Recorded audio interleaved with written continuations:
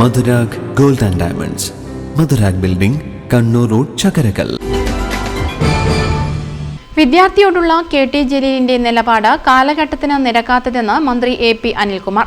പഴയ കാലഘട്ടത്തിലെ കുട്ടികളെ അടിച്ചു പഠിപ്പിക്കുന്ന പഴകിയ ചിന്താഗതിയിലാണ് ഇന്നും അധ്യാപകൻ കൂടിയായിരുന്ന KT ജലീൽ ഉള്ളതെന്ന് മന്ത്രി പറഞ്ഞു. കണ്ണൂരിൽ മാധ്യമങ്ങളോട് പ്രതികരിക്കുകയായിരുന്നു അദ്ദേഹം. ഇന്ന് രക്ഷിതാക്കൾക്ക് പോലും കുട്ടികളെ ശാസിക്കുന്നതിന് പരിമിതിയുള്ളപ്പോഴാണ് KT ജലീൽ പൊതുവേദിയിൽ വിദ്യാർത്ഥികളുടെ ഇടയിൽ നിന്ന് ഒരു കുട്ടിയെ വിളിച്ചു വരുത്തി ശിക്ഷിച്ചത് ശരിയല്ല. ഇത് അവരെ മാനസികമായി തളർത്താനേ ഉപകരിക്കുകയുള്ളൂ എന്നും മന്ത്രി പറഞ്ഞു. പക്ഷേ കാലം ഇന്ന് മാറിക്കഴിഞ്ഞു. ഇന്ന് രക്ഷിതാക്കൾക്ക് പോലും ഇന്ന് കുട്ടികളെ അടിക്കാൻ പാടില്ല എന്ന് പറയുന്നൊരു കാലഘട്ടമാണ്.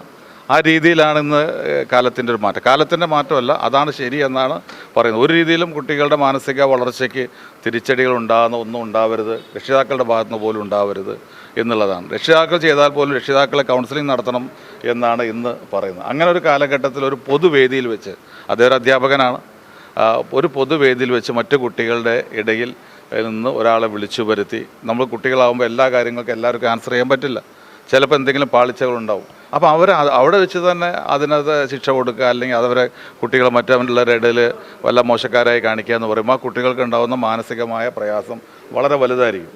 അത് പഴയ കാലത്ത് നിന്നുകൊണ്ടല്ല, പുതിയ കാലത്ത് നിന്നുകൊണ്ട് ജലീൽ ചിന്തിച്ചാൽ ജലീലിന് അത് തെറ്റു പറയേണ്ടി വരും. ജലീൽ ഇപ്പോഴും നിൽക്കുന്ന പഴയ കാലത്ത് നിന്നുകൊണ്ടാണ് അത് മറുപടി പറയുന്നത്. അതിനെ ന്യായീകരിക്കലല്ല, അതൊരു നല്ല സന്ദേശമല്ല സമൂഹത്തിന് കൊടുക്കുന്നത്. അദ്ദേഹത്തിൻ്റെ അടുത്ത് അദ്ദേഹം ചെയ്തൊരു കാര്യം അദ്ദേഹം ഒരു സദുദ്ദേശത്തോട് ചെയ്താണെങ്കിൽ പോലും ഇന്നത്തെ കാലഘട്ടത്തിൽ അത് ശരിയല്ല എന്ന് അദ്ദേഹം തിരിച്ചറിഞ്ഞ് അത് തെറ്റാണ് എന്ന് സമ്മതിക്കുന്നതായിരിക്കും അദ്ദേഹത്തിന് ശരിയെന്നാണ് എനിക്ക് തോന്നുന്നത്. പുതിയ KPCC പ്രസിഡന്റിന്റെ നിയമനം യുക്തമായ സമയത്ത് പാർട്ടി തീരുമാനിക്കുമെന്ന ചോദ്യത്തിന് മറുപടിയായി മന്ത്രി പറഞ്ഞു. നിലവിൽ KPCCക്ക് പ്രസിഡന്റും മറ്റ് ഭാരവാഹികളുമുണ്ട്.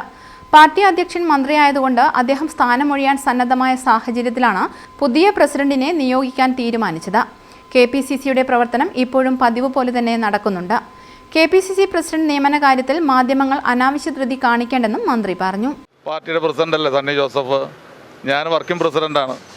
പാർട്ടിക്ക് ഭാരവാഹികളുണ്ട്, ഇവിടെ തന്നെ KPCCയുടെ ഭാരവാഹികൾ ഇവിടെ ഉണ്ടല്ലോ.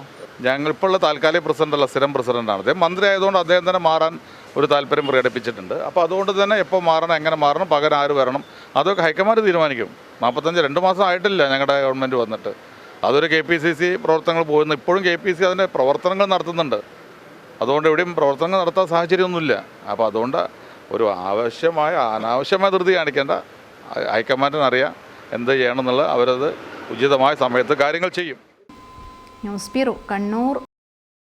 ഡിജിറ്റൽ യുഗത്തിലേക്കുള്ള കാൽവെപ്പിലാണോ നിങ്ങൾ? എങ്കിൽ പഠിക്കൂ ആധുനിക രീതിയിൽ മികച്ച ഡിസൈനിംഗ് കോഴ്സുകൾ. കണ്ണൂരിലെ ആദ്യത്തെ interior fashion designing college, golden cross college of design.